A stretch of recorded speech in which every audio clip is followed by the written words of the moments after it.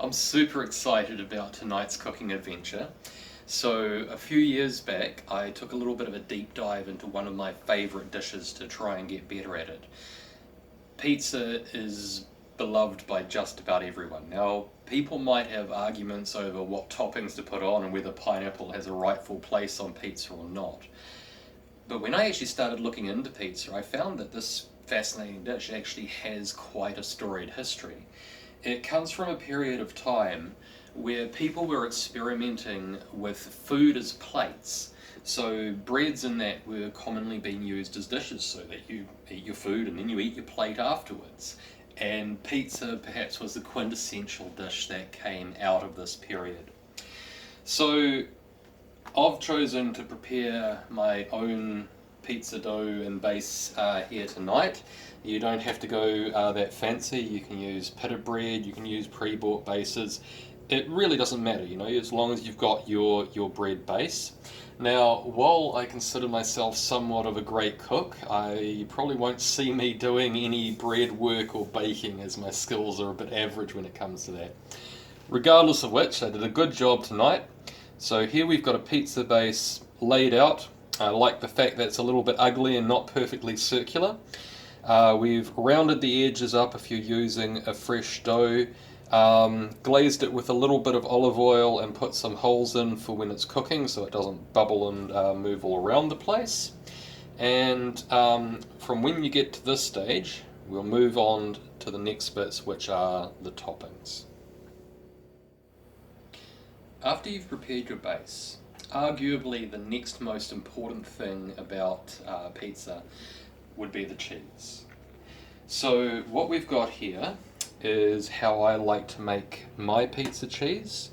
We've got about equal parts, about a handful of each, of mozzarella shredded and tasty cheese shredded, and then say about a fifth, if you combine all of these, it would be 2/5 each, a fifth of Parmesan. So what we're trying to achieve in this mixture is we're using the beautiful mozzarella for its texture and its stringiness, and we're using the Parmesan and the tasty just to add a fullness of flavour. So after you've shredded these, you just want to literally mix them through together, like so. Make sure that they're nicely combined, especially so that you've got mozzarella all through everything. And once you've done this, this is ready to top your pizza with. I'll come back with you with the next bit shortly. Next to cheese, obviously the next most vital part of a pizza is your pizza sauce. Now before I continue with this, two things I forgot from the start. One was use a little bit of corn flour on your baking tray to make sure the underneath of your pizza base is a little bit crispier, and get your oven heating as hot as it will go. Try for about 260 degrees Celsius. So what we've got here is a full tub of tomato paste, and we've got a teaspoon of oregano and half a teaspoon of garlic granules. Now, in all honesty, if we're going traditional, this is enough.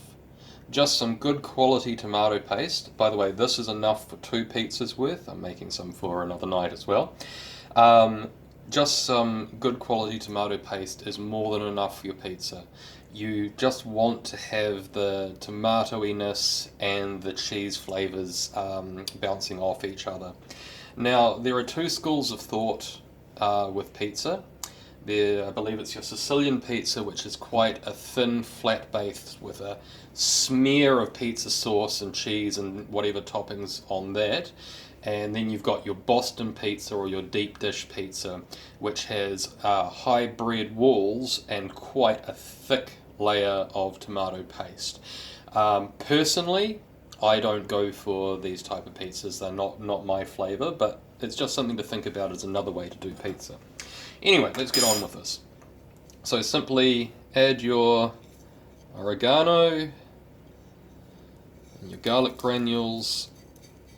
Now you could, if you wanted, you could add some salt and pepper to this as well. And mix this thoroughly together.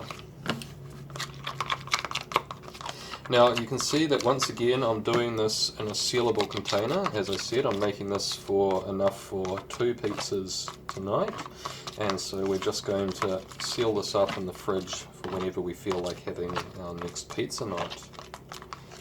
But that is some high quality pizza base right there. Okay, I'll come back to you in a second with the next step. We're up to our last and arguably the best stage, which is dressing our pizza base. So we've got our lovely homemade pizza sauce here, and I like to just use a teaspoon and simply get it onto the base and then use a spoon to spread it around out to the edges.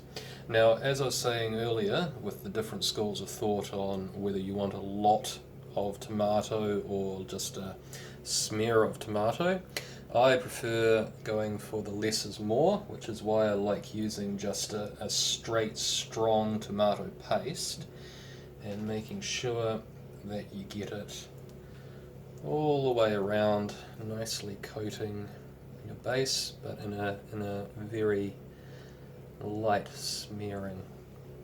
So, just about there. That's looking pretty good to me. Get a little bit more over there, a little bit more out that way. That is looking thoroughly. Oh, no, need a bit more over here.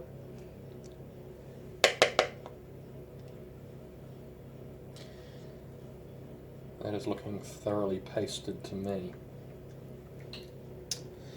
Alright, now for toppings.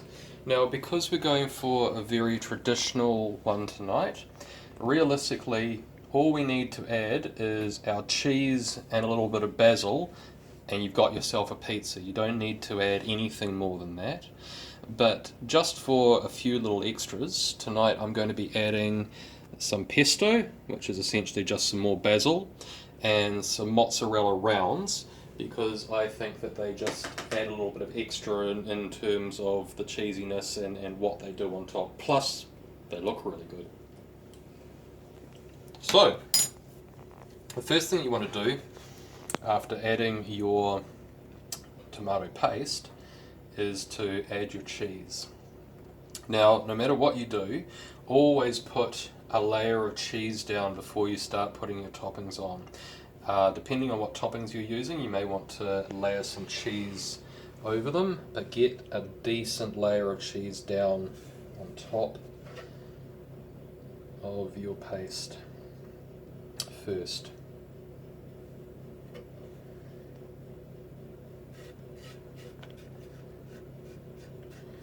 Now I'm going to reserve just a small handful to sprinkle around on top after. Very small handful, get this around here. But now it's time for the next bit. So let's just chuck the basil on. Now you know I love basil, so I'm going to go liberal on this. But I want them to all be leaf side up.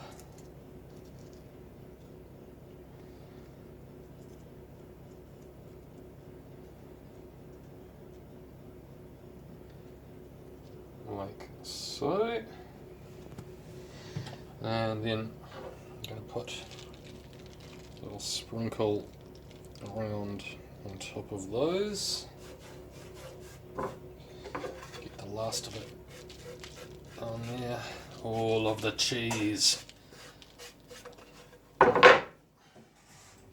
Then to this, I'm just going to use a teaspoon and just put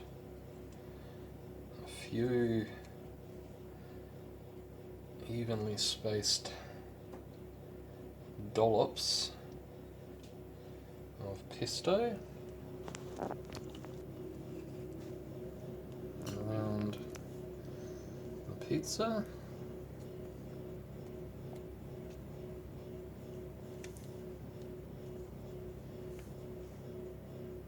Oops. As I said, I like ugly food, and this is looking beautiful. Yep, that's done, and the last thing to do is to get our mozzarella rounds and space them out as well around the pizza.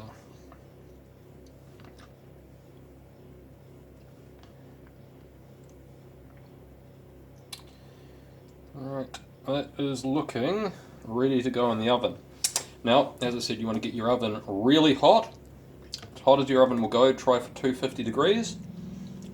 Cook this for 15 minutes or until the edges are crusty. Keep an eye on it. The cheese should be melted and golden. Perfect pizza every time. We'll come back to you and show you how it looks at the end. Righto, so yet again the house is filled with the most delicious smells. And here is your cooked to perfection homemade pizza. So we're going to cut this up and enjoy it. There's nothing to plating here, it's pizza, you cut it and you eat it. So yeah, please try making this at home, it's just a favourite. Try it, making it as simple as this, and then go nuts with whatever other toppings that you want to use on your next one, but definitely try the basics first, they're well worth it. Bon appetit.